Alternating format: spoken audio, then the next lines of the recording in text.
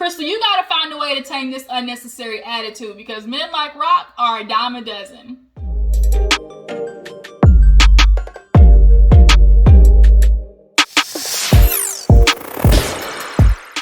You guys, what is up? Your girl G here. Welcome back to my channel. I know what I'm getting to. It's coming a little bit late, but I don't care. I finally got a chance to watch the episode, and I just need to come and talk about it with you guys because it really got under my skin.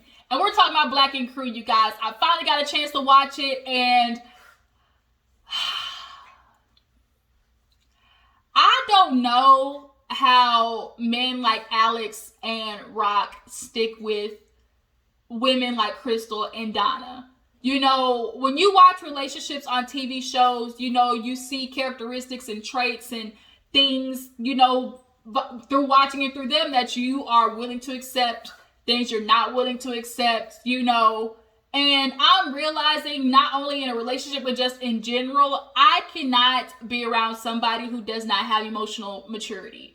Like, the unnecessary attitude that Donna and Krystal both carry is dangerous and honestly quite toxic. And men like Alex and Rok, who are mild-mannered, it's just torturing watch them get treated that way. It makes me think back to Toya and Eugene from Married to Medicine. Like, and I'm just talking about women in this instance because, like, it's women that are watching. But men have that same characteristic. Like, people who carry that inability to sit down and have a conversation irk me. It just irks my spirit, my soul. And I just know I couldn't be in a relationship with somebody like that. That's all I'm saying. So let's go ahead and get into Black and Crew. We'll dissect all that when we get there. But all my Jujus, I appreciate you for constantly showing up to my channel. Make sure you like this video. Drop down in the comments. Let me know that you stopped by. If you're new to my channel, I appreciate you for clicking my video. But go ahead and click that subscribe button too. Okay? Become a member of the fam. All right?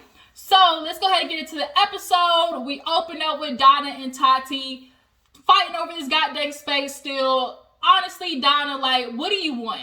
What do you want? You said at the beginning of the show that you don't want a tattoo no more. You do understand this is a tattoo shop. So if you're not tattooing, what space do you need? You're not piercing. You're not doing anything requiring space. You needed a little refrigerator. You said you wanted your CBD juice and brought no CBD juice. You ended up getting weave sent to the shop. This is not beauty supply. What? Donna, you are mad at Tati. You're taking your anger out on her because you understand that you have no spot here in Black Ink. And you see Tati, you know, has her managerial spot, and you sitting there thinking, oh, Tati gets a title. She's, you know, stressing her power over people. No, she's doing her job. And her job is, as manager, to manage shit, and she gonna manage your ass to the back of the shop because you don't deserve to be in the front spot over a piercer who has paying customers. That bothered me. And you think because you're over there like scissor sisters with Tati that that's just supposed to allow you space and, you know, opportunities that you don't deserve. But past that, we see Spider. Y'all, Spider gets under my skin, y'all. Spider has an ability to, like, he's just loud and obnoxious, and he starts shit like, I can't tell if it's purposeful, like, or him joking, like he jokes, but it's always like, I don't know, something about Spider is just not clicking with me. But nonetheless, he was joking with one of the Atlanta tattoo artists, and it ended up turning into a beefage between Krystal and the dude that calls himself Ink Daddy. No. Nonetheless, Krystal starts getting into it with him. And so Ink Daddy looks at, like, her, whatever, was like, oh, he's like, oh, y'all New York shop, y'all want to come up here matching and shit. He said, I'm matching with my girl, you got a problem with it? He was like, oh, matching with your girl. He said, she gonna come get her with a real nigga like me. And when he said that, snowball effect started happening. Now him and Rok is getting into it. He's like, oh, I tattoo better than you, like, all this shit. And Alex is looking like, I see this, but I stay my way out of it because I know my tattoo abilities. Like, that's the type of person I would be. Yeah, I would say some little slick shit here and there, but I'm not going to get into an all-out brawl with you if I know what my ability is. Like, I let my work speak for itself. But, you know, Rok and him were just going back and forth just really as a pissing contest. And not only that, because Rok felt like he had to match Krystal's energy. So now they're in the back of the shop going back and forth with each other, and Krystal talking about, I feel sexually harassed. I don't want to work here. Like, she's like, I'm so sick of men, coming at me in these shops. Like, as a woman, I constantly have to deal with this. So Rok was back there, going at it with him, which is why I was so confused when later in the episode, Krystal was like, you didn't stand up for me. You didn't defend me. I'm like, did you not see Rok that whole time? Like, I saw it. Did y'all see it? Because I saw Rok going at, Ink or whatever. So Tati is doing her managerial duty, which is breaking this shit up. And she's like, dude, you really going to sit here and argue in front of your client? Like, you got a client in the seat 2 feet behind you. This is how you conduct a business. So she finally got it to break up. And, now Krystal's upset. And she's looking at Rok like, oh, he ain't no protector type shit. And it was like, that was just so sad to see her, like, cut him at the knees basically like that because he did a roundhouse kick the dude. Like, that was so stupid. So they get back to the house. We see a scene where Caesar talking to the lawyer about the situation with Cheyenne. She's, publicly talking about stuff. And then the lawyer pretty much advised him to stay away from Krystal, the mother. Like, she's basically saying, like, that can only, cause more issue. You having conversation with her. So at this point, like, Caesar's feeling like, oh, I want to fix things with Cheyenne, but trying to keep the distance because Krystal's having her part in it. And it's just making things worse. Okay, Caesar. You got a lawyer to tell you stay away from Krystal, but I'm going to go see my kid no matter what if I'm really trying to fix the shit. Period. So we get to the house and everybody's sitting down feeling Teddy in on what happened at the shop. And Spider lets him know, like, oh, we were just joking back and forth, and out of nowhere, skirt, shit turned left.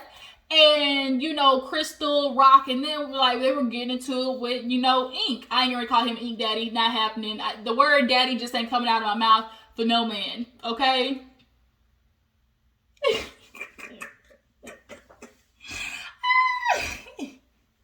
I did the eyebrow, because it's like... Maybe on one occasion, but look, that's none of your business. That ain't none of your business. So, so Rok and Krystal were sitting there talking to Teddy about, oh dude, how they was going back and forth, and so now Krystal's like, I gotta make sure they know not to mess with me. He's like, but he knew he could mess with you like that because, you ain't stand up for yourself. He's like, what do you mean I stand up for myself? Like, I was back there, and she's like, I just feel like you ain't you're not protecting me. Like, I want to feel protected. And so he's like, what are you trying to say? Like, so everyone's like, y'all like breaking up right now? She was like, yeah. She was like, I'm just letting you know, like, there's things about it, like, I think you're cool and all, but, you're just not delivering what I need. So Rok gets up like, cool, I'm not going to fight with you. Like, if this is what you feel, you want somebody else, go get somebody else. For the first time, Donna said some legitimate stuff and told Krystal, like, girl, you better stop, because think about it, if you had a dude who was just like you, like, y'all would be dead or in jail by now. Ding, ding, ding. Like, for one time, Donna actually said some valid shit. Like, Krystal, you want a dude basically to like put you in your place, but that honestly, you're not a girl who's gonna back down. You fight men, verbally and clearly, you ain't got no problem being physical and shit. So I'm sure you've been in very toxic relationships. And Rok is the type of dude that you need, like, who doesn't need to unnecessarily do drama. Like, Rok thought about it. Like, when he went downstairs and talked with Alex, Alex told him, like, look, dude, you gotta understand, you're with a dominant, baddie female. She looked good. Men want her. Hell, you heard what he said in the shop, like, come get with, me, I want you girl type stuff. And he's like, when I walk in with Donna, I be on it, like, letting me know, like, she mine. And Rok is like, yeah, I get it, but I don't want a relationship like you and Donna got. Like, she just punked you on the airplane. Yes, Rok, absolutely. Like, thank you for saying that.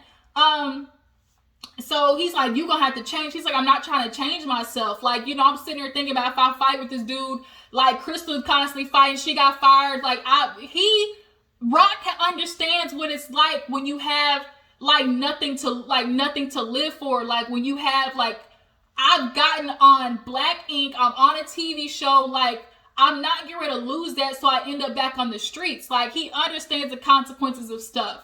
And for Krystal to be in the kitchen like, you know what, if I'm triggered, I'm triggered. That's what it is. It's like, that's so immature. Like, just because you're triggered does not mean that there's not a better way to go about a situation and that you're right because you feel like, oh, well, you triggered me, you get what you get. Like, that's the emotional immaturity I'm talking about. So, you know, Rok is like, look, if Krystal would act that way, but I know I can handle, you know, a situation in my own way. I just have to show her, like, you know, I can protect her, like, how I do it, you know? And I really appreciate Rok. Honestly, Rok is a cutie. You know, he's very like, Rok is a catch. Krystal, you better understand, you got a good man, Savannah, okay? A good man. You don't need to unnecessarily fight and cause extra shit. Everyone's like, you didn't have to swing at him and make it worse, but you could have said something. He did. Teddy's talking about, oh, you know, I would have swung on him. For what? Y'all in Atlanta. These niggas is not afraid to go to jail. You know they will shoot somebody just for stepping on their J's. You think he would have got swung on? He wasn't gonna call his woes and whatnot, and, you know, call his homeboys to pop a cap in his ass unnecessarily? Like, no, cut it out.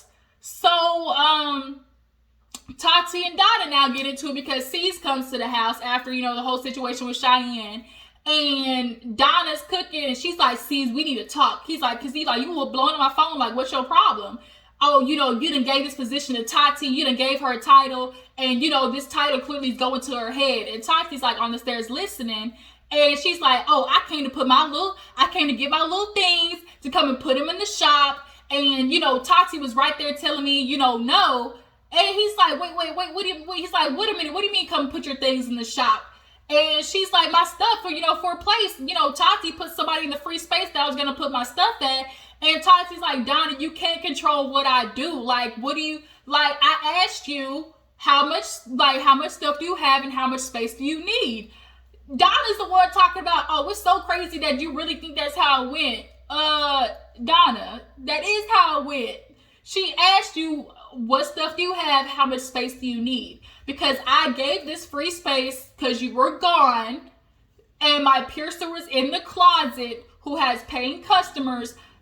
I'm bringing her to the front in the free space. Although you saw the space was free yesterday, today somebody is there, so you need to take your ass to the back, okay? But Donna sees it as, oh, like, we got an extra, you know, friendly relationship.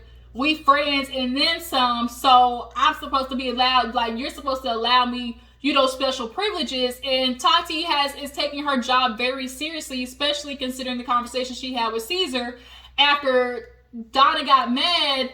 I guess, like, Donna muffed her in the shop too, but Tati didn't, you know, go next level with her. I'm glad to see Tati growing.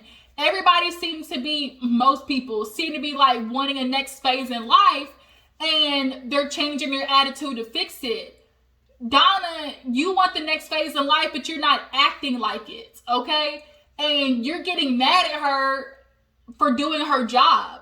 So now when you can't talk it through with her, well, you want to fight, like, and she's like, Donna, I'm not getting ready to fight you. So Donna starts throwing some fruits. I guess she wants to make some tropical punch. Tati goes upstairs and tells her to grow up, which she needs to do. C's is looking at Donna like, okay, what is your issue? Like, first of all, what do you need the space for? Because I'm going to do my stuff at the shop. What are you doing? Well, I don't know. Donna, did you really just say I don't know when I'm asking you? You fought over a space. I'm asking you, what are you doing? And you said, I don't know yet? You caused the whole fight over what then, bitch? Like, that's the stuff I'm talking about. Like, Donna, like, girl, as Tati said, no, the real issue is you see that everybody else has a place at Black Ink. You see Tati has a title that I'm sure you would have taken had, you know, C's gave it to you, done the same shit, which is do your job. But you have no place at Black Ink, and for you to see Tati, you know, moving up, you're upset about that, period. The only person bothered about the title is you.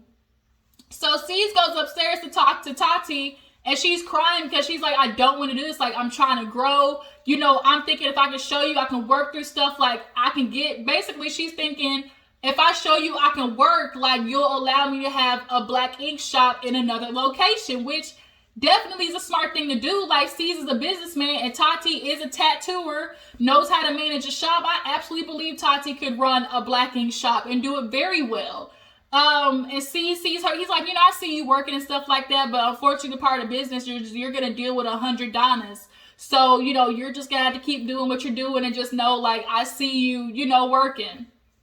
So it's Puma's birthday. Everybody's getting, you know, done up, ready to go out, and Bay ends up coming for Puma's birthday, and Puma and Kwani put Donna and Alex in charge of the birthday.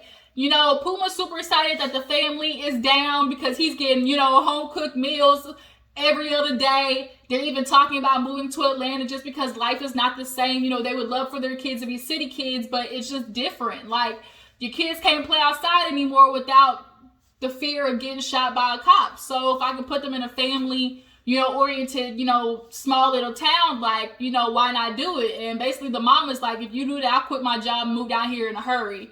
So that was, you know, cute to see. But Donna's like, we're gonna give y'all the Slayer experience. So they got the party bus, they got the alcohol, the food, the strippers, they got the strip club, and immediately liquor's flowing. So guess who's back shaking that ass on Rok?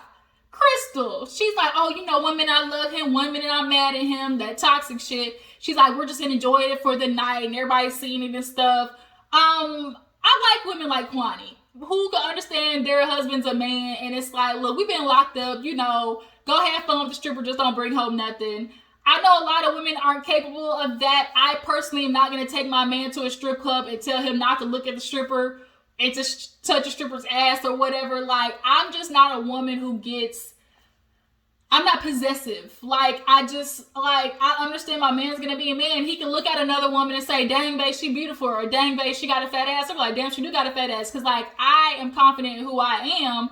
And to deprive a man of just like it goes the other way around, like, women should be able to look at a man and be like, oh, like, damn, he fine, and like your husband not, or your dude or whatever, not, you know, catch an attitude about it, because it's just human nature to notice when somebody else is attractive or has attractive traits that you like.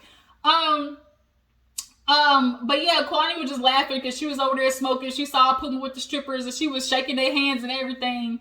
And in the meantime, we see Tati trying to just like act like she didn't put her hands on Donna trying to sit there act like she didn't put her hands on Tati at the shop, talking about kiss me. She's like, no. She's like, give me a hug now. Like, no, bitch. Like, we got a problem.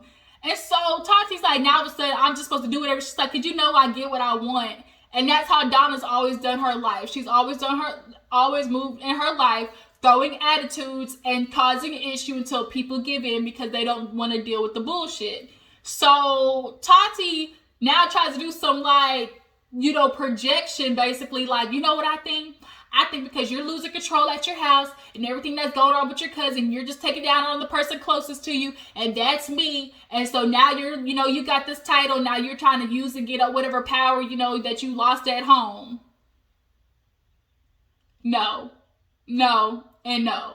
You're projecting, Donna. It's very clear to see. No, you are the one that has the issue with losing, you know, grasp on stuff. You see that she has a title in some type of place in black ink that upsets you. You're seeing everybody else have a place in black ink, so it strikes a nerve with you because you feel like, oh, I've been here, you know, this long. Why isn't nobody giving me my respect? Because we'll see the next episode. What do you want respect for, Donna? What do you want acknowledgement for, Donna? The top two tattoos that you've done in the shop have been mediocre. You misspelled one. The other one, you blacked out a girl's ankle. The shit looked like a disease. Like, what do you want acknowledgement for? You said you don't want a tattoo. You said, like, you want CBD. So bring your refrigerator with your CBD juices, put them in there, and leave the fucking shop. Like, that's it. So everybody sees them fighting, and it's like they're not going to get it solved, but everybody had fun. And then the next morning, I don't think anything happened the next morning. We see actually C's is depressed and stuff. He's like, I can't, you know, do nothing, you know, without thinking about my daughter. You know, it's just really rough, you know, think about Cheyenne and this situation that we've come up with. Apparently, I guess the girl was shooting fire at her coochie. Like, all we saw is the flames. Everybody's eyes go, whoa. Like, we saw flames. I was like, what? Somebody pussy on fire? You might want to go get that checked out, okay? So the last scene was we see Caesar talking to Suzette. And I think they really kind of had this scene to, like, because they knew people were going to be looking at Caesar like, you better check your girl for talking at your daughter like that. So I think that's why they really did this scene. And he basically told her, like, you know, I got to get things fixed with Cheyenne. You know, with you going at her, like, it just wasn't acceptable. And Suzette said that I guess Cheyenne posted some stuff about her or mentioned something about her being naked or whatever. Even if that's true, like, just as an adult, like, it just wasn't the best, especially the daughter of a man you want to be with. And so she's like, what am I supposed to do? Just like let it slide? I feel like anybody in my situation would have did that. And he was like, yeah, but like, you know, that's my daughter. I'm really trying to fix things with her. She's like, what are you trying to say? He's like, you know, I just don't know where that leaves us because, you know, I got time for like this one woman in my life and that's my daughter. So she's like, what are you saying, C's? He's like, what I'm saying is like, let's just put things on hold. She gets upset. She's like, what do you mean on hold? Like, Sue, what we not about to do with Caesar, you not going to just throw me to the side like I haven't been holding you down. Like, you got baggage, my nigga, and I've been putting up with it. Suzette, you acting like you've been around with this nigga for like 10, 12 years. Like, you know him 1 year. I get that you took on his daughter, but that's really honestly the only baggage that that affected you. Like, that was it. Like, he was already in Atlanta. Krystal wasn't speaking to him. Like, there really was no other baggage that you had to deal with. So quit it with this, oh, I've been sticking with you. I know I'm a good catch. Like, I've been riding with you and you're going to throw me to the side like that. You think that's going to happen, C's? And so she's like, you know what? I'm going to leave before I say something. So then that's where the episode ends. And then we see next week they're kind of do like team building. And that's when really everybody getting down his ass, which needs to happen because, girl, what the are you thinking?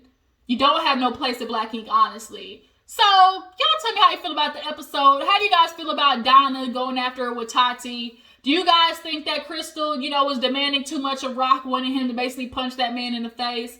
And how would you react to a situation like that? Do you feel like if somebody disrespects your girl, that's supposed to end an immediate fight? Like, let me know down in the comments. Appreciate you for tuning in. Make sure you like this video, subscribe to my channel, and I will catch you guys later. Deuces.